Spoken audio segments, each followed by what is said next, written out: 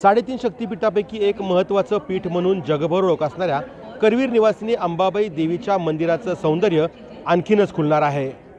सध्या आपण आहोत अंबाबाई मंदिराच्या या परिसरामध्ये आणि इथं पाहतोय की अंबाबाई मंदिर विकास आराखडा अंतर्गत कामांना प्रत्यक्ष सुरुवात झाली आहे। या मंदिर परिसरात असणाऱ्या फरशा, सिमेंटचा काही भाग आणि त्याचा जो रंग आहे तो या ठिकाणी हटवण्याचं कामाला सुरुवात झाली आहे। त्यानंतर पुरातन रूप भाविकांना पाहता येणार आहे। अंबाबाई मंदिराची शिखरं त्यासोबत आजूबाजूच्या मंदिरातील गळतीही काढण्याचं काम आता सुरुवात झालेली आहे।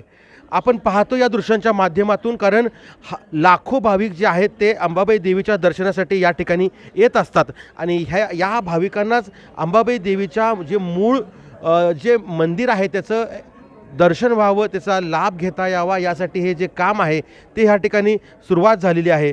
पश्चिम महाराष्ट्र देवस्थान व्यवस्थापन समितीच्या अंतर्गत हे सगळं काम आहे ते आपण पाहतो या ठिकाणी सध्या सुरू आहे। युद्धपातळीवरती काम सुरू आहे। खरं तर 11व्या शतकातील दाखले देत असणारं हे अंबाबाईचं मंदिराचं जे काम आहे ते 2 वर्ष या ठिकाणी सुरू राहणार आहे आणि या ठिकाणी पाहतोय की आजूबाजूच्या परिसरातला रंग काढण्याचं काम देखील आता सुरुवात झालेली आहे आणि ही ती शिखरं आहेत।